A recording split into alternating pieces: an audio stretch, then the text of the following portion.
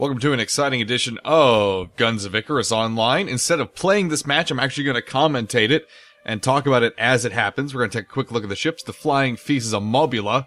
It's got a lot of heavy firepower, including count 'em, two Hades cannons at the 4 and 5 position. Those are heavy shooters. And then a big barking dog light carronade at the center with grenade double barrel mortars on the right side, or left side of ship rather, and then a whirlwind Gatling gun on the right. Moving on, we have the Taylor, a Spire. We've got rockets. We've got flak cannons as the heavy slot, Mercury field gun, and another light rocket launcher. Going down to the blue team, Squiggly, a squid with a rocket launcher, another rocket launcher, and a mine launcher. The mine launcher can be a little tricky to use, but you can really deal some damage and completely obliterate an opponent if you have solid hits and another ally hitting that ship at the same time. On this ship, the Messerschmitt, we have a Hellhound heavy twin carronade at the front. It looks like this is a balloon popping squid. Dragon tongue light flamethrower. Oh wait, no. We've had a switch. The Messerschmitt is going with a lumberjack, a flamethrower, and a light rocket launcher. Ooh, I absolutely love, just without any hesitation, the lumberjack. You could do so much damage at long range with it. It and the Hades are some of my favorite guns in the entirety of Guns of Icarus. I mean, you have the consistency of the chain gun, the long range firepower of a flak cannon. You have all these different options you have, and then you have utter obliteration that you get when you go with the Hades or with the lumberjack. So, really, I'm so glad that the Goldfish is taking a unconventional way of doing things and going with that big, heavy lumberjack mortar. I'm excited to see if he could actually pull this off. Sky Raider actually captained in a previous match I was just watching, and needless to say, they did very well with what was going on there.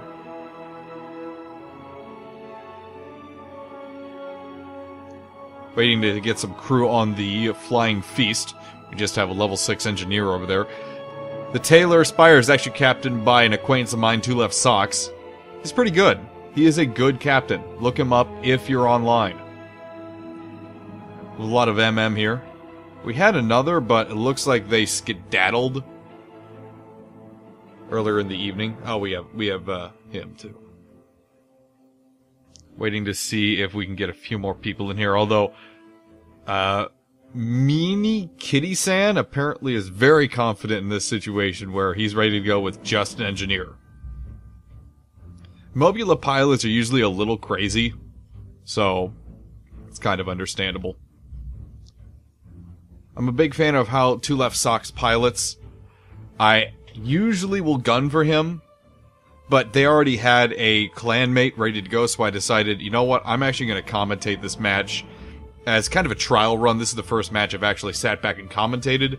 I've practiced a couple times, but I never recorded them, so this is going to be a fun little exciting experiment for all of us. Still waiting on just 3 more crew members. But Messerschmitt and Squiggly are holding off, hitting the ready buttons.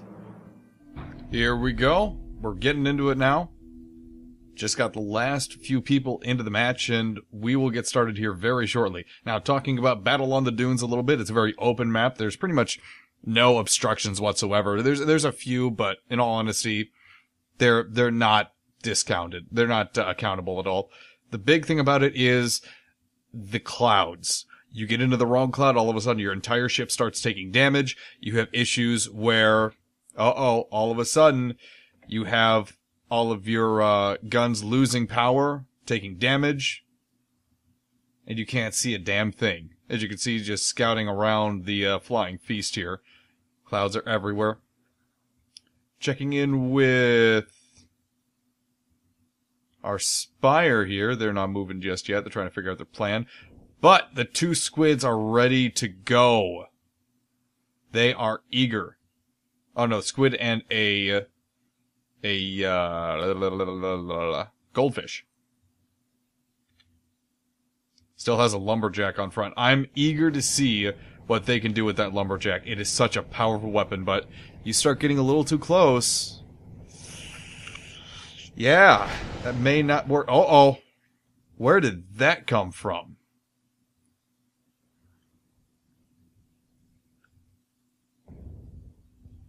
Still no movement on the part of the Spire. They're just gonna sit back and do their thing.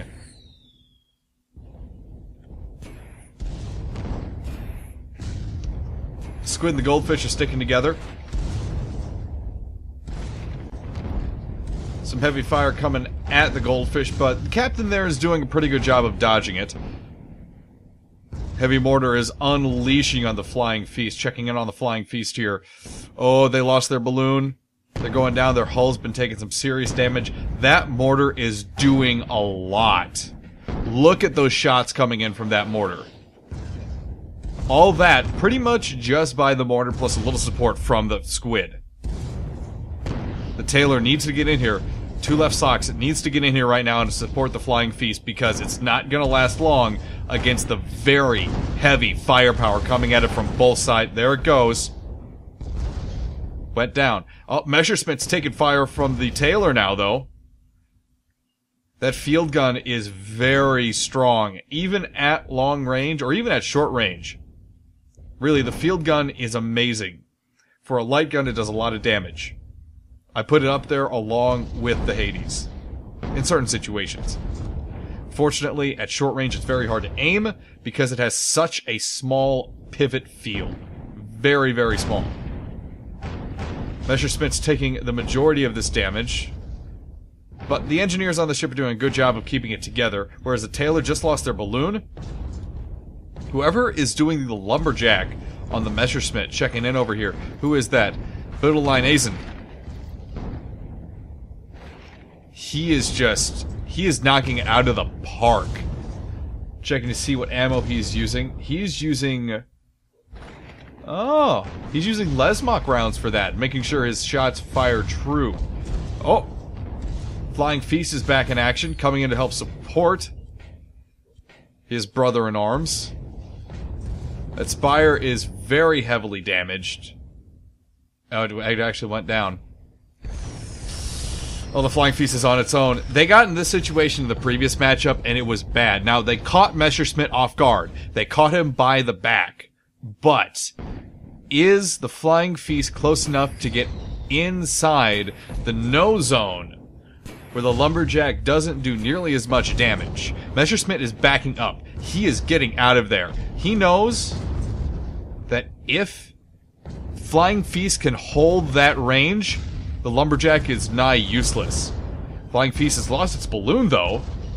Touching down, it's going to be immobilized for at least 10 or 15 seconds here. And that lumberjack is just going to start picking it apart. Oh, there it goes. Not looking good for the red team on this one. That squid's badly damaged, and the Messerschmitt has put itself back together, but still damage across the board. They're winning 3-0 so far. Now the winning ratio is 5-0. 5 kills is the first team that wins. Checking back with the ships here. Spire is burning its engines, trying to get back into combat. Join up with its brother-in-arms, or the Flying Feast.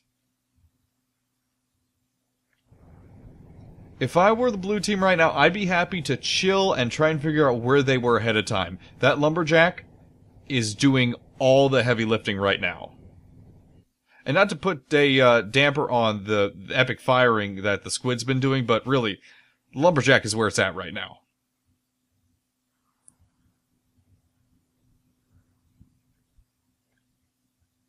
Where are they? Squiggly's been detected.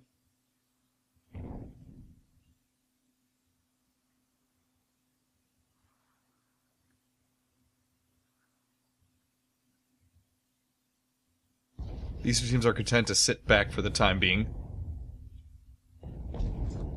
Oh, the Flying Feast has taken some shots. Looks like Squiggly's beelined on him. Oh, and that lumberjack is coming back into play.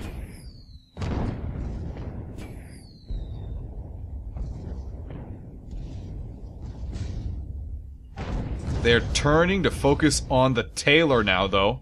Or so it seems. With the Flying Feast out of commission, he can't really bring his big guns to bear on either ship for the moment. So the tailor, Aspire, is now just intensely vulnerable to not only the lumberjack, but the rockets that both Squiggly and our squid have. Our goldfish have, rather. Tailor's looking like he's not loving life right now. His balloon's down. His hull's hurting badly. He might just impact the ground here, and that would spell doom for the red team. With him on the ground... Ooh, Squiggly takes a hit off the debris. You don't see that too often on this map.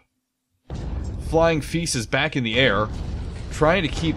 just firing everything to keep the tailor alive, but it doesn't do it. He was not destined to survive. Checking back in on our goldfish here. That lumberjack is still firing hard. Although the Flying Feast is starting to get inside its no zone. It's closing. Yep, Messerschmitt, the captain of the Messerschmitt, realizes this, and he begins pulling back immediately. As soon as you get inside that no zone of the lumberjack, it becomes a big lump of nothing. And you can't really do much with it. Flying Feast hurting, though. It is going to contact the ground. It is on the ground now, but the balloon is back up. And the balloon is back down. This is going to be the end of the red team. They're going to lose 0-5. Yep, there it is. Good games all around, but unfortunately the blue team takes it in a clean, solid sweep. Great captaining on the part of the Messerschmitt especially.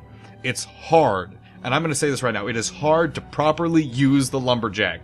It is just an epically powerful weapon, but it is difficult at the same time. Its firing arc can be very strange when it comes to where you need to position your ship. So, Sky Raider did an amazing job with that. Also, props to the Squid. He did an amazing job of holding things together and supporting his teammate absolutely when he needed it. Thank you all so much for watching. Make sure to tune in to youtube.com/The Rob and Dan Show for more commentary tracks on Guns of Icarus Online.